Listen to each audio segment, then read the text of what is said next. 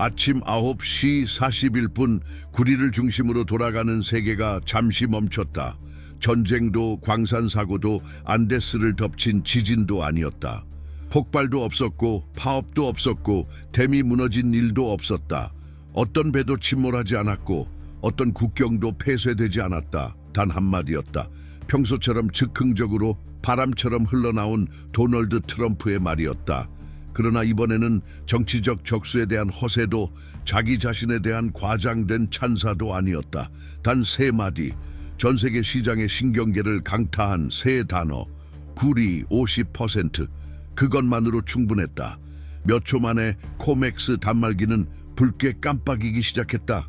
알고리즘이 요동쳤고 트레이더들은 얼어붙었다. 그리고 6분도 차에 되지 않아 몇 주 혹은 몇 달이 걸릴 일이 벌어졌다. 선물 계약이 무려 14% 급등했다. 너무 급격한 폭등의 오래된 지표들이 무력화되었고 모두가 안정성이라는 개념을 재정의해야만 했다. 1시간도 되지 않아 파운드당 구리 가격은 역사상 최고치인 $5 68센트에 도달했다. 공식 문서도 대통령의 서명도 의회의 결의나 재무부의 각서도 없었다. 단지 마이크 하나, 카메라 하나, 그리고 통제 집착에 사로잡힌 대통령의 혀 하나가 있었을 뿐이다. 그럼 이 말이 산 것은 무엇이었을까? 승리였을까? 국가 산업을 회복시키기 위한 어떤 큰 그림의 묘수였을까? 아니면 단지 예측 불가능함이 전략보다 더 가치 있는 또 하나의 즉흥적이고 자아도취적인 에피소드였을까? 진실은 구리는 다른 원자재들과는 다르다는 것이다. 면화도, 밀도, 대두도 아니다. 구리는 인프라다, 에너지다, 기술이다. 미래의 모든 약속을 현재의 뼈대와 연결하는 유일한 원소일지도 모른다. 구리는 모든 전력망을 통과하고 전기차의 모터를 움직이며 데이터 센터의 모든 신호를 전달한다. 풍력 터빈, 상업용 항공기, 인공위성, 반도체 공장, 심지어 세계 경제를 떠받치는 화폐를 찍어내는 기계에도 구리가 들어간다. 구리는 정맥이다, 동맥이다. 구리 없이는 흐름도 맥박도 없다. 그런데도 단 세 마디가 이 전체 시스템의 균형을 무너뜨렸다. 법적 효력 때문이 아니다. 그 말들이 가진 더 강력한 힘 때문이다. 바로 불확실성. 시장이 가격을 매길 수 없는 종류의 불확실성. 계산이 아닌 공황으로 반응하게 만드는 불확실성. 그날 이후로 울려 퍼진 질문은 간단하면서도 냉혹하다. 왜 어떤 사람이 즉흥적으로 생명줄 같은 자원에 대해 50%의 관세를 발표할까? 아무런 가시적인 계획도 없이, 주요 무역 파트너국과의 협의도 없이, 전환 계획의 윤곽조차 없이 왜 하필이면 구리였을까? 트럼프가 강화하겠다고 공언한 바로 그 산업들의 가치를 떠받치는 핵심 요소인데 시장에겐 기다릴 여유가 없었다. 시장은 이해할 수 없는 일이 벌어지면 언제나 하던 대로 반응했다. 도망치는 것이다. 위로 도망쳤고 가격은 치솟았다. 옆으로 도망쳤고 뒷말이 오갔다. 아래로 도망쳤고 구리에 노출된 기업들의 주가는 급락했다. 그리고 그 순간 월스트리트의 복도에 울려 퍼진 소리는 종소리가 아니었다. 문제는 구리 가격만이 아니었다. 신뢰였다. 안정성이었다. 규칙이라는 개념이었다. 그 규칙이 아무리 엄격해도 최소한 알려져는 있어야 한다는 믿음.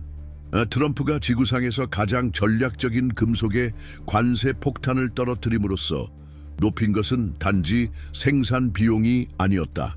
예측 가능성을 부식시켰다. 그리고 예측 가능성이야말로 이 세상에서 가장 값진 자산이다. 반응은 번개처럼 빠르고 잔혹했다. 구리의 숏 포지션을 잡고 있던 헤지펀드들이 박살났다. 배로부터 트랙터까지 구리에 의존하는 기업들은 상황을 파악하기도 전에 비용 급등을 맞았다. 경영진, 장관, 리스크 분석가들 사이에 전화가 빗발쳤다.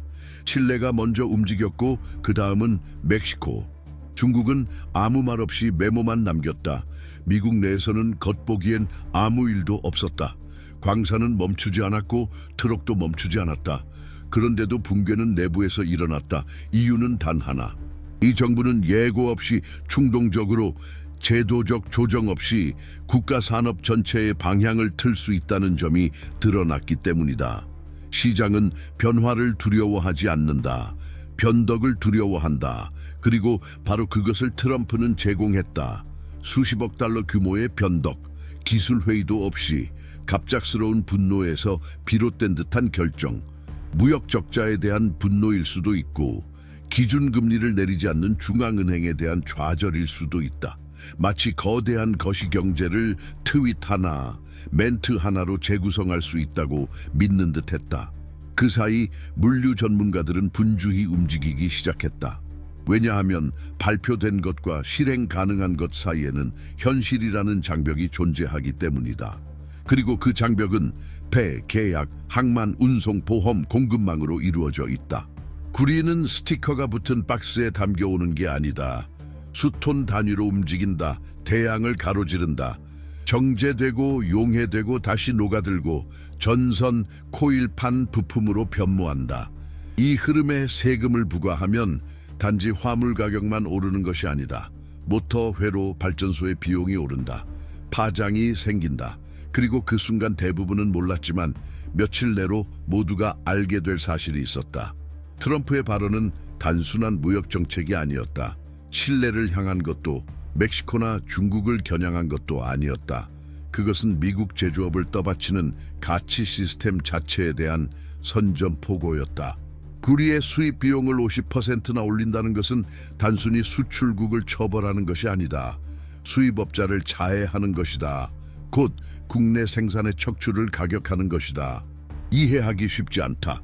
한 나라가 자각하지도 못한 채 스스로의 기초를 훼손하기 시작하는 그 순간을 말이다. 대규모 폭발이나 극적인 헤드라인이 아니라 예전에는 견고했던 곳에 생겨나는 작은 균열로 시작된다.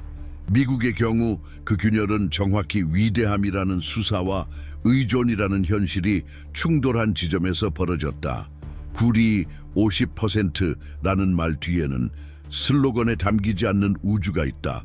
그것은 공장, 트럭, 전력망, 자영업자, 그리고 해 뜨기 전부터 하루를 시작하는 가장들의 세상이다. 이들은 2025년에 이미 벼랑 끝에 있었고 지금 그 끝은 날마다 더 가까워지고 있다. 구체적인 예부터 시작해보자. 오하이오에서 산업용 작업장을 운영하는 54세의 소상공인 폴. 그는 아내와 함께 장인을 이어 가업을 물려받았다. 장인은 1980년대 지역 건설 현장에서 철골을 용접하던 사람이었다. 폴은 장비를 현대화했고 로봇 기술에 투자했으며 기술 공급업체에 납품하기 시작했다. 그의 주력 제품은 산업용 모터 조립에 사용되는 맞춤형 구리 전선. 전선 한 센티미터마다 원가가 정밀하게 계산되어 있다. 폴은 한국, 베트남, 말레이시아의 공급업체들과 경쟁한다. 계약 하나를 따내기 위해 구리 미터당 몇 센트라도 줄여야 한다. 그렇지 않으면 넷 중 셋은 놓친다.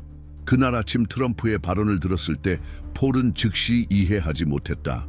그는 텔레비전을 켰고 다음엔 컴퓨터 그리고 회계 소프트웨어를 켰다. 수입 구리의 50% 관세. 일주일도 안 되어 그의 공급업체들은 가격 재조정에 나섰다. 주요 업체 중 한 곳은 서한을 보내 가격 인상 없이는 기존 계약을 유지할 수 없다고 통보했다. 폴은 외교 정책 이론가는 아니다. 연방준비제도의 회의록을 읽어본 적도 없다. 그러나 그는 계산은 할 줄 안다. 그리고 그 금요일 오후 그는 한 번도 해보지 않았던 계산을 했다. 구리 가격이 50% 오른 채 자신의 사업이 얼마나 버틸 수 있을지. 폴만이 아니다. 미시간에서 풍력 터빈 공장에서 근무하는 62세의 미망인 마를렌도 있다. 그녀는 16년 동안 28명의 기술자 팀을 이끌어왔다. 지난 10년간 회사는 성장했고 팬데믹 이후 재도약했으며 정정 인프라 계약을 따냈다. 최근에 엔지니어들은 통보했다. 차세대 터빈은 전기 부하 증가를 견딜 수 있도록 밀리미터 단위까지 정밀한 구리 합금이 필요하다고. 계약은 이미 진행 중이었고 예산도 이미 짜여 있었다. 그런데 지금 관세로 인해 유닛당 비용이 약 3,000달러나 증가한다. 그건 예산에 없다. 시트에도 없다. 매일 새벽 5시에 일어나 생산을 유지하는 현장 직원들의 책임도 아니다. 바로 여기서 트럼프의 연설은 가장 깊은 균열을 드러낸다. 왜냐하면 그 조치가 직접적으로 주요 무역 적국을 겨냥한 것이 아니기 때문이다. 그것은 손으로 일하는 사람들을 강타한다. 월말에 급여 장부를 맞추는 사람들, 직원과 임대료와 건강보험을 지불하고 남는 것을 계산하는 사람들, 즉 경제를 묵묵히 떠받치면서도 박수받지 못하는 사람들에게 충격이 간다. 가장 잔인한 부분은 그 모순이다. 트럼프는 국내 산업을 강화하겠다고 말한다. 관세는 재건을 위한 수단이라고 한다. 그러나 구리는 그 산업 전체가 작동하기 위해 반드시 필요한 기반이다. 그것의 가격이 올라가면 모든 부품의 비용, 모든 모터의 가격, 모든 전선의 설치 비용이 올라간다. 그리고 그 부담을 지는 사람은 누구인가? 대기업 CEO가 아니다. 폴과 마를렌 같은 사람들이다. 그들은 안정성과 예측 가능성, 연속성에 의존하는 가족들이다. 이 세 단어는 2025년에는 존재하지 않게 되었다. 두려움이 퍼지기 시작했다. 복돼서 끊긴 대화 속에 나타나고 안 맞는 판매 보고서에 나타나며 미뤄지는 발주 속에 나타난다. 미시간 대학교에 따르면 소비자 신뢰 지수는 6월에 2008년 이래 가장 큰 하락을 기록했다. 그것은 단순한 통계 수치가 아니다. 사회의 심리를 보여주는 온도계다. 사람들은 단순히 못 사서가 아니라 무엇이 올지 몰라서 지갑을 닫는다. 두려움이 문으로 들어오면 투자는 창문으로 도망친다. 수치는 말하지 않는다. 기준 없는 관세 하나가 실물 경제의 심장에 설치된 시한폭탄이라는 사실을, 설명 없는 발표 하나가 수십 년 걸려 쌓은 신뢰를 파괴한다는 것을, 고함으로 이기려는 시도가 결국 가장 들어야 할 이들의 목소리를 잠재운다는 사실을, 바로 노동자들이다.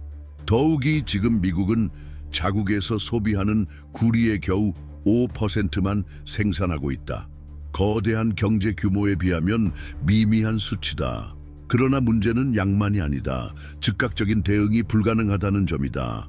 미국 내에서 구리 광산을 새로 개발하려면 22년에서 29년이 걸린다.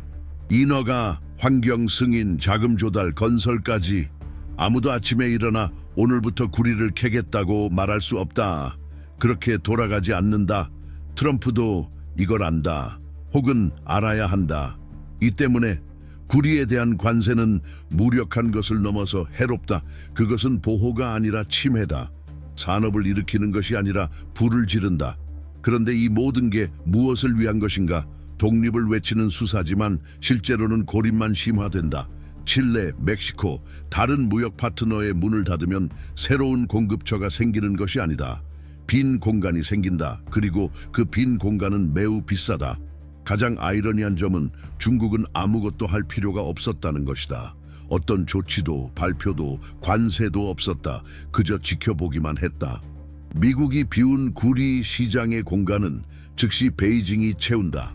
더 나은 조건으로, 더 긴 계약으로 지속성의 보장을 담아. 그리고 2025년에 누가 그것을 마다하겠는가? 세상은 재편 중이다. 그리고 이 변화는 일상 속에서 체감된다. 그래프가 필요하지 않다. 전선 가격이 3배로 뛴 것을 본 전기 기술자와 이야기해보라. 부품이 도착하지 않아 공사를 멈춘 건축가와 이야기해보라. 특정 모터를 찾지 못하는 정비공, 회계 마감 방법을 몰라 당황하는 생산직 회계사와 이야기해보라. 경제는 개념이 아니라 사람으로 이루어져 있다. 아마 충동으로 정치를 하는 사람들의 가장 큰 실수는 이것일 것이다. 숫자 뒤에는 사람이 있다는 사실을 잊는 것. 하나의 관세 결정이 무역 수지뿐 아니라 도시의 분위기를 바꾸고 창업자의 숨을 죄고 아침 식탁을, 월요일 아침의 스트레스를, 결혼 생활을, 은퇴 계획을, 자녀의 미래까지 흔들 수 있다는 것. 그래서 지금 벌어지는 일을 정말 이해하려면 현재만 보는 것으로는 부족하다. 과거를 들여다봐야 한다. 이런 결정을 내리는 지도자들의 형성 과정을 살펴야 한다. 그들의 집착, 전략, 모순을 이해해야 한다. 어떤 행동도 무에서 나오지 않는다. 모든 발언, 모든 관세, 모든 위협은 그것을 말한 사람의 정의 일부를 담고 있다. 바로 그런 이유로 우리는 도널드 트럼프와 시진핑 같은 인물들의 이야기를 깊이 있게 다룬 특별 이북을 준비했다.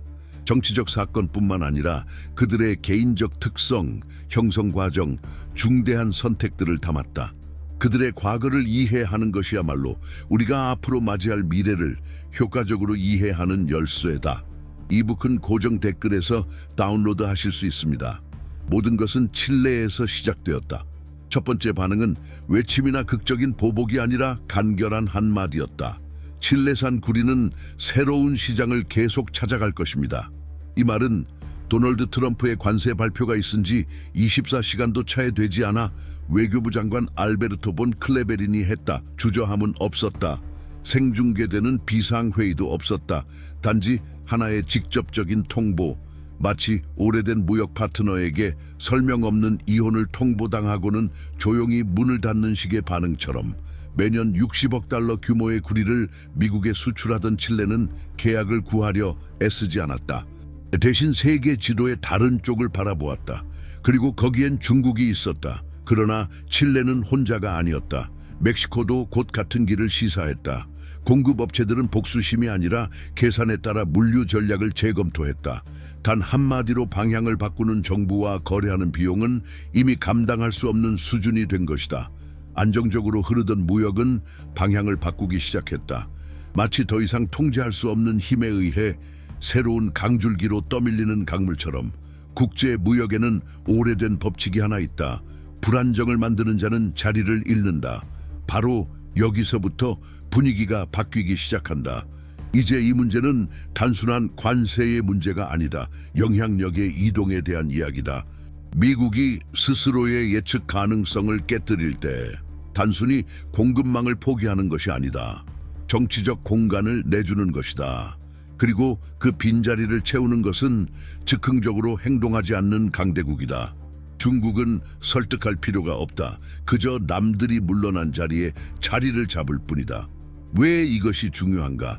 단순히 구리 선적의 문제가 아니기 때문이다. 우리는 지금 무역 경로, 물류 네트워크, 산업지대, 장기 계약에 대해 이야기하고 있다. 2025년 현재 라틴 아메리카에서 수출되는 구리의 거의 70%가 북쪽이 아닌 동쪽으로 향하고 있다. 트럼프의 관세는 이미 진행 중이던 이 움직임을 가속시켰을 뿐이다. 시작점이 아니라 미국이 더 이상 신뢰할 수 있는 시장이 아님을 확인시킨 사건이었다. 페루, 파나마, 콜롬비아의 기업 내부에서 이 변화는 어떻게 받아들여질까? 예전에는 당연히 미국으로 보내졌던 화물이 이제는 베이징과의 협상을 거친다. 수십 년간의 안정성에 근거하던 결정이 이제는 미국 대통령의 기분을 고려해야 한다. 그리고 전 세계가 미국은 언제든 규칙을 바꿀 수 있다고 믿기 시작하면 어떤 일이 벌어질까? 신뢰는 사라진다. 스캔들로 사라지는 것이 아니다. 연설로도 아니다. 의심이 반복되며 서서히 사라진다. 오늘은 구리다. 내일은 알루미늄인가? 모레는 반도체인가? 미국에 투자한 기업이 어느 날 갑자기 새로운 관세나 강제적 공급망 변경 요구로 인해 질식당하지 않으리라는 보장은 있는가? 그리고 이 예측 불가능만이 유일한 패턴인 국가에 수십억 달러를 투자할 자가 과연 있을까? 이미 답은 나타나고 있다. 불과 얼마 전까지만 해도 미국 내 사업 확장을 고려하던 일본, 독일, 한국의 제조업체들은 지금 망설이고 있다. 그 이유는 비용이 아니라 불안정성이다. 그리고 글로벌 기업들이 투자금이 변덕스러운 결정에 의해 훼손될 수 있음을 인식하면 그들은 논쟁하지 않는다. 뒤로 물러난다. 이 망설임은 경제적 차원에만 국한되지 않는다. 그것은 문화적 변화다. 미국이 세계 무역에 신뢰할 수 있는 리더라는 상징적 권위를 잃고 있다는 뜻이다. 그리고 이런 손실은 숫자나 경기 부양책으로 회복되지 않는다. 그것은 보이지 않는 침투처럼 서서히 축적되다 어느 날 붕괴로 이어진다. 이미 수백만 달러를 들여 미국에 투자한 기업들이 고정 비용이 더 이상 의미가 없음을 깨달을 때 어떤 일이 벌어질까? 이것은 이론이 아니다. 현실이다. 안정적인 원자재 가격을 가정하고 설계된 공장들이 이제는 공급업체 계약부터 인건비까지 모든 것을 재협상해야 한다.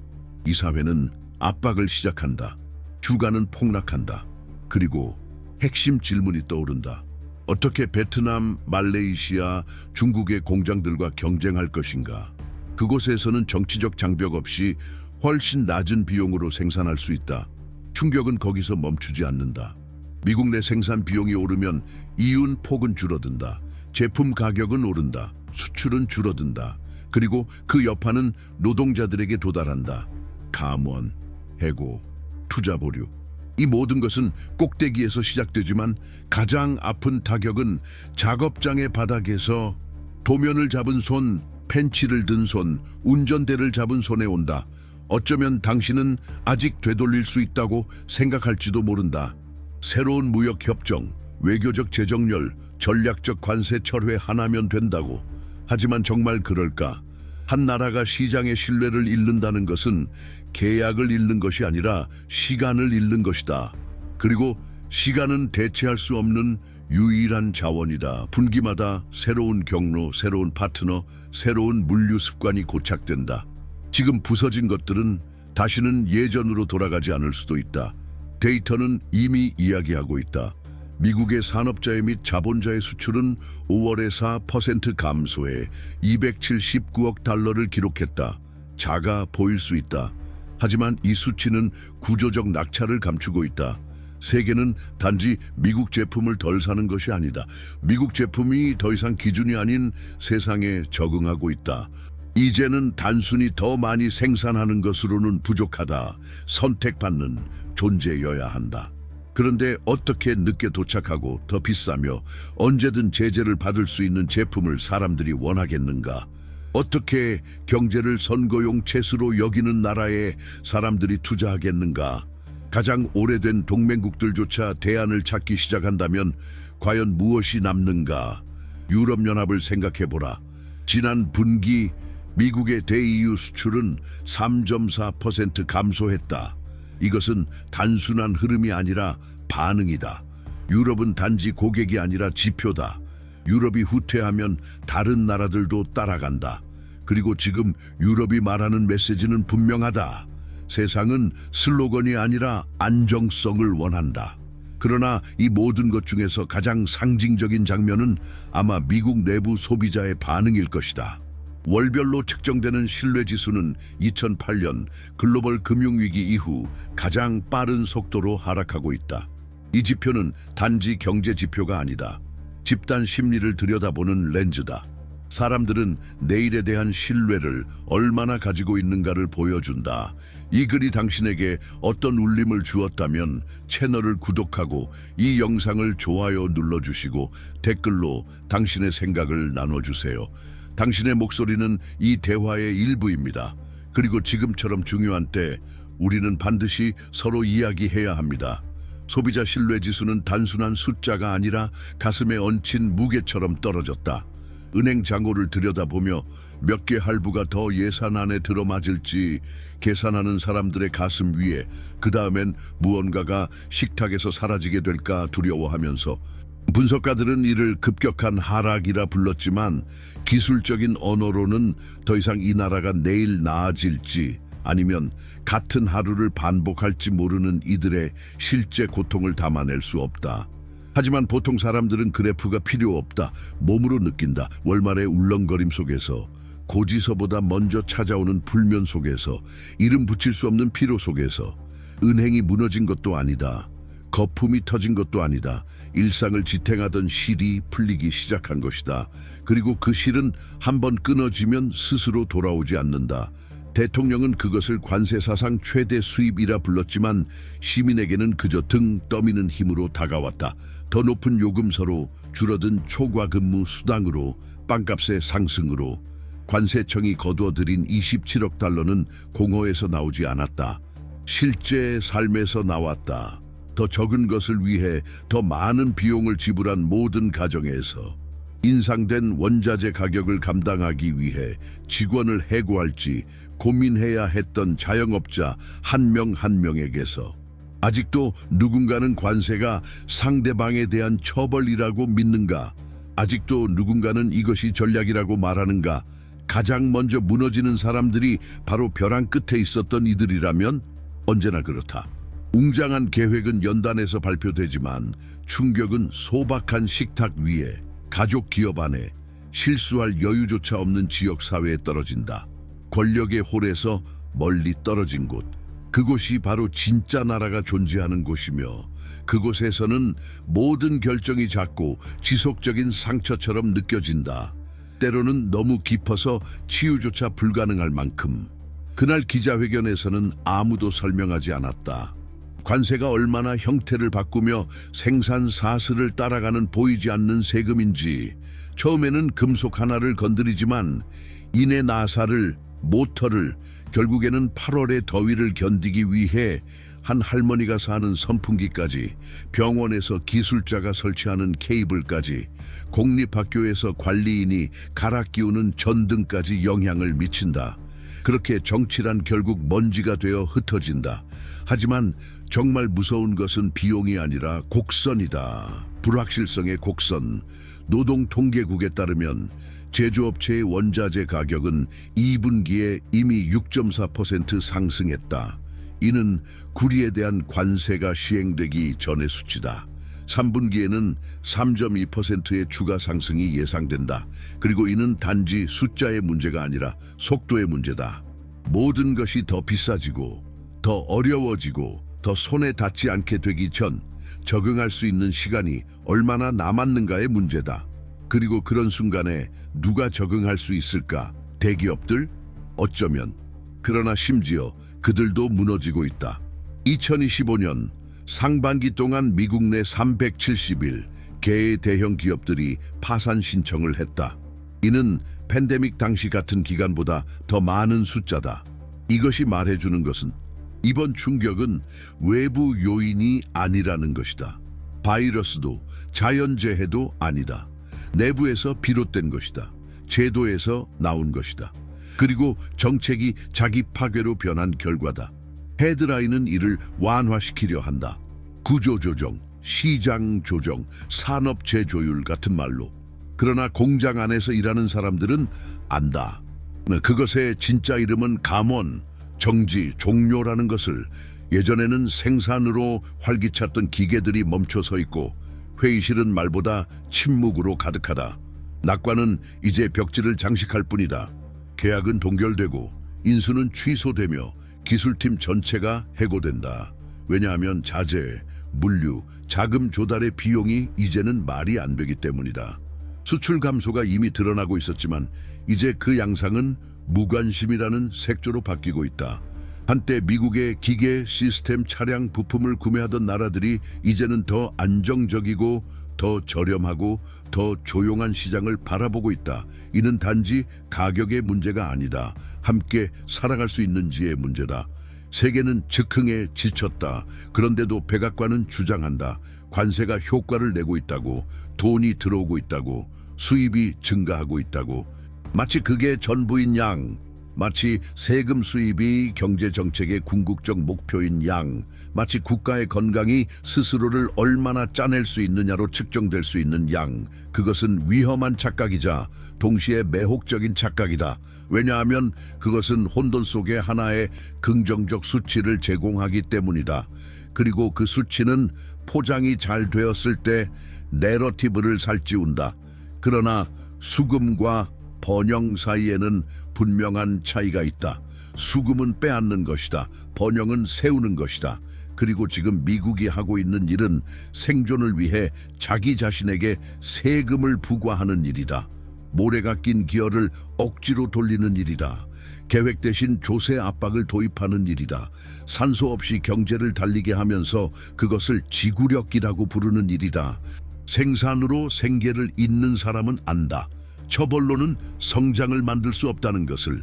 경쟁력은 억압이 아니라 기반에서 탄생한다는 것을. 신뢰는 강요로가 아니라 구축으로 이루어진다는 것을, 그리고 언제나 비용이 수익을 초과하는 순간 무너지는 것은 단지 기업만이 아니라 그 주변 전체라는 것을, 동네, 주유소, 모퉁이의 분식집, 국가 전체까지, 그리고 그 한가운데 노동자가 있다. 20명의 직원을 관리하지만 다음 분기에도 그들을 유지할 예산이 있을지 모르는 여성, 매주 변동하는 부품을 실은 트럭을 몰기 위해 새벽 4시에 일어나는 남성, 집을 리모델링할 계획을 세웠지만 이제는 건강보험을 갱신할 수 있을지 걱정하는 부부. 이들은 월스트리트에 없다. 신문 사설도 쓰지 않는다. 그러나 바로 이들이 구조를 떠받치고 있다. 그리고 지금 이들이 짓눌리고 있다. 수십 년 동안 미국의 중앙은행인 연방준비제도 FED는 꾸준한 심장처럼 작동해왔다. 박자도 일정하고 박수도 바라지 않으며 멈추지 않고 뛰었다.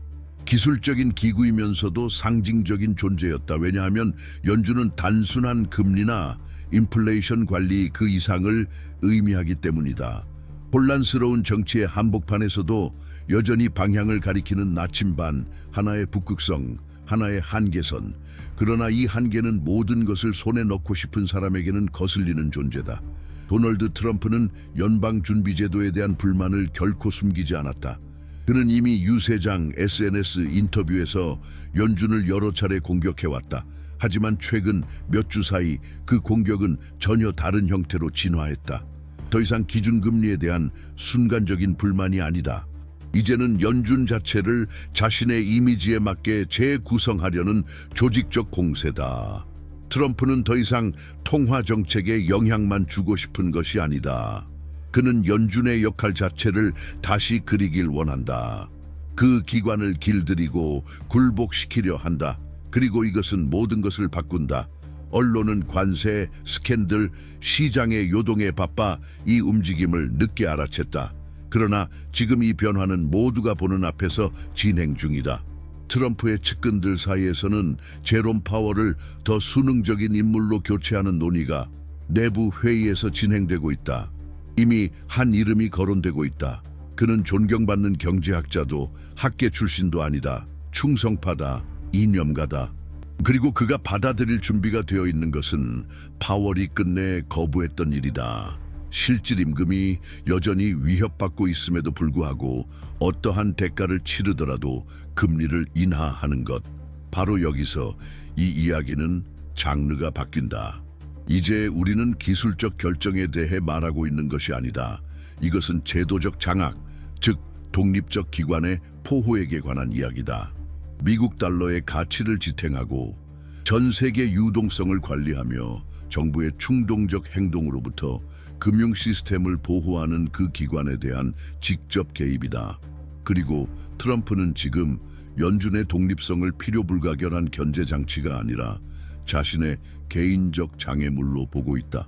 만약 금리가 정치적 명령에 따라 경제적 기반 없이 인위적으로 인하된다면 가장 먼저 무너지는 것은 무엇일까?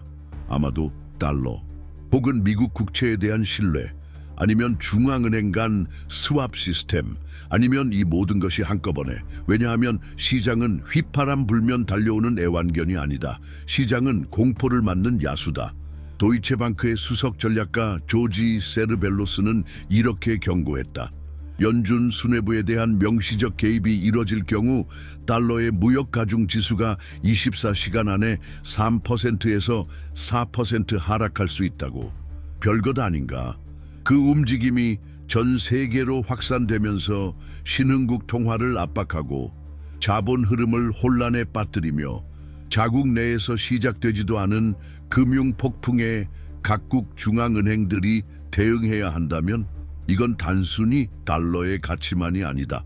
세계 금융 질서에서 달러가 차지하는 지위 자체가 위험해지는 것이다. 취약성은 전염된다. 그리고 연준이 내부에서부터 왜곡되고 있다는 인식은 어떤 관세보다도 더 광범위한 사이클의 반가쇠가 될 수 있다. 그 사이클 속에서 미국은 더 이상 최후의 안전지대가 아니라 불확실성의 바다 위를 떠도는 또 하나의 배가 된다. 당신은 한 번이라도 생각해 본 적이 있는가? 무엇이 달러를 세계 기축통화로 유지시켜주는가? 그것은 경제 규모도 항공모함 숫자도 아니다. 그것은 하나의 약속이다. 워싱턴에서는 정치와 제도 사이에 아직 구분이 존재한다는 약속. 만약 그것이 무너진다면 무엇이 남는가? ING의 분석가들은 이미 시나리오를 그리고 있다. 그중 하나는 국채 수익률 곡선의 급격한 기울어짐을 예측한다. 또 다른 하나는 장기 채권의 대규모 이탈. 투자자들이 점점 더 높은 프리미엄을 요구하며 갑작스레 새로운 주인 아래 들어간 듯한 부채를 꺼리기 시작하는 장면이다. 그것은 더 이상 기술적 판단이 아니라 변덕스럽고 불안정하며 휘발적인 방향 아래에 있다는 신호다. 그리고 문제는 거기서 끝나지 않는다. 제롬 파월이 해임되거나 점점 더 공개적인 압박에 의해 사임을 강요당하게 된다면 다른 중앙은행들과의 스왑 라인은 정치적 독소로 전락할 수 있다. 일본은행이나 캐나다 중앙은행이 자국 시민들에게 설명해야 할 것이다. 왜 미국 대통령의 직속 기관이 되어버린 연준과 계속 협력하고 있는지. 그렇게 불신은 퍼지고 유동성은 증발한다. 이 모든 것은 먼 미래의 이야기가 아니다. 지금 진행 중이다. 이미 여러 국가들이 조용히 대안을 시험하고 있다. 양자 간 합의, 스위프트 외부의 결제 시스템, 달러 노출을 피한 계약 방식. 베이징은 모든 과정을 인내심 있게 지켜보고 있다. 왜냐하면 통화의 쇠퇴는 붕괴에서 시작되는 것이 아니라 의심에서 시작된다는 걸 알고 있기 때문이다. 그리고 그 의심은 지금 이 순간 이미 방 안에 들어와 있다. 한편 트럼프는 수위를 높인다. 파월이 회복을 방해하고 있다고 비난하고 연준이 미국 국민을 이해하지 못한다고 주장하며 금리를 지금보다 3% 더 낮췄어야 한다고 되풀이한다. 신용은 이미 위태롭고 인플레이션은 아직 목표 상단을 초과했는데도 이 안에 일관성은 없다. 오직 욕망만 존재할 뿐이다. 그리고 바로 그 욕망이 이 기계를 움직인다. 절대 통제에 대한 욕망, 제도를 굴복시키려는 욕망, 무조건적인 복종을 끌어내려는 욕망. 마치 대통령직이 왕좌이고 공공기관은 봉신인 양. 그러나 연준은 그런 식으로 설계되지 않았다. 그리고 만약 그것이 무너진다면 혼자 무너지지는 않을 것이다. 당신이 잠에서 깨어났을 때 어머니가 복용하는 약값이 3배로 올랐다는 사실을 알게 된다고 상상해보라. 제약회사가 가격을 올려서가 아니다. 어느 날 갑자기 한 정부가 미국을 보호하기 위해 인슐린의 프랑스산 샴페인처럼 관세를 매겨야 한다고 결정했기 때문이다. 이런 일이 일어나기 시작한 건 언론의 헤드라인이 아니라 일상의 깊은 층에서였다. 전국이 구리 가격의 터무니없는 폭등을 겨우 소화하는 사이 워싱턴에서는 새로운 조치들이 조용히 돌아다니기 시작했다. 기자회견도 없이 경고도 없이 국가안보자라는 이유로 수입 의약품의 200%의 관세를 매기겠다는 초안. 백악관의 설명에 따르면 하지만 국가안보라는 단어는 더 이상 예전의 뜻을 갖지 않는다. 이제 그것은 구체적인 위협이나 실질적 위험과는 무관하다. 대통령의 욕망을 전략으로 포장하기 위한 도구 상자가 된 것이다. 외교 정책이 흔들릴 때, 경제가 휘청일 때, 지지 기반의 균열이 생길 때마다 국가안보는 칠하는 광택처럼 쓰인다. 그리고 이번의 표적은 바로 미국 병원에 약을 공급하는 글로벌 제약산업이다. 호주의 재무장관 짐 찰머스가 가장 먼저 반응했다. 그는 이 제안을 매우 우려스럽다고 표현했고 그 영향에 대해 단호하게 말했다. 세계 최대 제약사 중 하나이자 미국으로의 주요 수출업체인 CSL은 시장에 긴급 경고를 날렸다. 영향은 즉각적이며 심각할 것이다. 하지만 이 문제는 호주에만 국한되지 않는다. 캐나다, 독일, 인도, 아일랜드, 미국 약국에 원료, 제형, 항생제, 백신을 공급하던 모든 나라들이 이제 자국 내 운영을 재검토하기 시작했다. 규제 리스크가 너무 커졌기 때문이다. 그리고 가장 아이러니한 점은 미국의 제약산업 자체가 거의 전적으로 글로벌 공급망에 의존하고 있다는 사실이다. 노스캐롤라이나에 있는 공장이 어떤 약의 최종 포장 작업을 맡고 있을 수는 있지만 활성 성분, 화학 중간 물질, 정제 공정, 품질 센서 등은 대부분 해외에서 들어온다. 인도, 벨기에, 중국에서 그런 제품에 적을 대하듯 관세를 매긴다는 것은 스스로의 다리뼈를 자르고 상대방이 다칠 거라고 믿는 것과 같다. 그래서 더는 외면할 수 없는 질문이 떠오른다. 이 정부는 자율이라는 환상을 유지하기 위해 어디까지 갈 준비가 되어 있는가? 상호 의존적인 시스템의 실을 어디까지 당겨야 모든 것이 풀려버릴까? 이것은 추상적인 위기가 아니다. 이미 중산층의 집안으로 들어와 있다. 제한된 건강보험을 간신히 유지하는 이들, 비싼 진단을 감당해야 하는 가정, 노부모와 아픈 자녀를 동시에 돌보는 가족에게는 벌써 현실이다. 오하이오의 은퇴한 간호사 52세 여성은 한 공개 포럼에서 이렇게 밝혔다. 자신이 구매하는 인슐린 유사제 한 상자의 가격이 $800를 넘었다고. 약국의 착오가 아니었다. 현실이 예고도 없이 문을 열고 들어온 것이다. 그리고 그녀의 이야기는 예외가 아니라 예고편이다. 도널드 트럼프 정부는 의약품 생산을 국내로 되돌리겠다고 말한다. 하지만 어떻게, 어떤 인프라로, 어떤 화학물질로, 어떤 시간표로 글로벌 의료 공급망을 무에서 유로 10년도 안 되어 재건할 수 있다고 믿는가? 아니면 단지 주권을 외치며 부족만 키우고 있는가? 진실은 훨씬 더 냉정하다. 해체되고 있는 것은 단지 무역 시스템이 아니라 그 시스템을 지탱하던 신뢰다. 그런 순간에 동맹국들은 지켜본다. 그리고 지금 이미 움직이기 시작했다. 캐나다, 칠레, 호주는 대놓고 새로운 시장을 찾아야 한다는 목소리를 내고 있다. 그리고 가장 껄끄러운 징후, 유럽연합 내부에서도 달러를 우회하는 상품 거래 체계를 시험하고 있다. 이건 시위가 아니다. 신호다. 미국의 불안정성에 대한 인내심이 한계에 다다랐다는 조용하지만 단호한 제스처다. 수십 년 된 파트너들이 달러를 쓰지 않는 무역 경로를 구상하기 시작하는 순간 어떤 균열이 발생한다. 그것은 선의로 복구할 수 없는 것이다. 달러가 강한 이유는 사람들이 그것을 원하기 때문이다. 그리고 그것이 원하는 대상이 되는 이유는 예측 가능성이 있기 때문이다. 그 예측 가능성이 증발하면 욕망도 흩어진다. 그리고 빈틈엔 언제나 무언가가 들어온다. 이번에는 중국이다. 공격적인 위협이 아니라 실용적인 대안으로. 1대1로 신실크로드는 현재 동남아시아, 동아프리카, 라틴 아메리카 일부 지역에서 에너지 인프라 건설을 직접 자금 지원하고 있다. 약속이 아니라 현금으로. 그리고 달러가 아닌 현지 통화로. 계약은 석유, 구리, 식량에 연동된 실물 기반이다. 중국은 미국을 대체하려고 억지로 애쓰지 않는다. 미국이 자발적으로 비운 자리를 조용히 채우고 있을 뿐이다.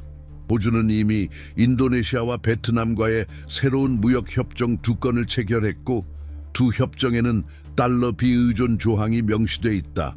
칠레는 대서양과 태평양을 연결하는 생물해양회랑 프로젝트 재개 논의를 시작했는데 이 회랑은 단 한 곳에 미국 은행도 통과하지 않는다. 멕시코는 브라질과 함께 미국을 배제한 에너지 조정 블록을 구성 중이다. 느리게 느껴질 수 있다. 하지만 흐름은 끊기지 않고 이어진다. 그리고 이 재편이 끝났을 때 미국은 단지 고립된 상태가 아니라 외톨이가 되어 있을 것이다. 그것은 뉴스에는 잘 나오지 않는다. 하지만 매각 실패로 끝나는 국채 입찰, 잃어버린 수출 계약, 더 이상 캘리포니아 한글 통과하지 않는 새 선박 경로마다 느낄 수 있는 고립이다. 경로에는 하나의 갈림길이 존재합니다. 잘 보이지 않는 길이지만 어쩌면 반복되는 실망과 공허한 약속의 순환을 넘어서기 위한 유일한 길일지도 모릅니다. 그리고 그 길은 단지 새로운 인물이 권력을 잡거나 형식적인 정권 교체만으로는 갈 수 없습니다. 훨씬 더 어려운 것을 요구합니다. 권력이란 무엇인가를 다시 생각하는 것. 그것이 어디서 비롯되고 누가 실제로 그것을 행사하고 있는지를 직시하는 것. 그리고 무엇보다 우리가 너무 오래 외면해온 한 가지 질문을 마주하는 것. 지구의 운명을 결정하는 사람들은 도대체 누구인가? 무엇이 그들을 움직이는가? 어떤 상처를 품고 있는가? 어떤 진실을 숨기고 있는가?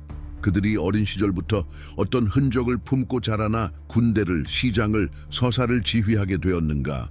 바로 그 기원을 파헤치기 위해, 그 조용한 이면을 추적하기 위해 우리는 하나의 특별한 이북을 만들었습니다. 세계의 방향을 결정짓는 대통령들, 도널드 트럼프, 시진핑 같은 인물들의 정치적이면서도 개인적인 전기를 다룬 콘텐츠입니다. 그것은 아부도 아니고 분석인 척하는 소문도 아닙니다. 그것은 진짜 이해입니다. 왜냐하면 이들의 정신구조, 신념체계, 전략, 그리고 취약성을 아는 것이야말로 지금 건설되고 있는 세계를 이해할 수 있는 몇 안 되는 열쇠 중 하나이기 때문입니다. 그리고 우리가 그저 수동적인 관객이 되지 않기 위해서, 맑은 이성으로 사고하고 책임 있게 행동하기 위해서 이 자료에 접근할 수 있는 링크는 고정 댓글에 있습니다. 지금까지 이 글을 읽고 있다면 아마 당신도 뭔가 잘못되었음을 느끼고 있을 겁니다. 그리고 그 잘못은 상투적인 말이나 얄팍한 분석으로는 해결되지 않는다는 것도, 어쩌면 우리처럼 당신도 더 이상 관객으로 취급당하고 싶지 않은 사람일 겁니다. 현재가 무너지는 모습을 보며 그것을 흔드는 바람이 어디서 오는지조차 모른 채 살고 싶지 않은 사람, 미래를 향한 나침반 없는 항해에 지친 사람. 그래서 초대합니다. 이 채널에 구독해주세요. 당신의 댓글을 남겨주세요. 당신의 생각, 당신의 질문을 나눠주세요. 이 영상을 좋아요 누른다면 그것이 단지 예의가 아니라 진짜로 이 메시지에 공감한 행동이 되기를 바랍니다. 지금 이 세상에는 너무 많은 강요된 침묵이 존재합니다. 그리고 너무 많은 사람들이 자신들이 만든 결과를 전혀 감당하지 않은 채 앞으로 올 것들을 결정하고 있습니다. 끝까지 함께해 주셔서 감사합니다. 다음 영상에서 다시 뵙겠습니다.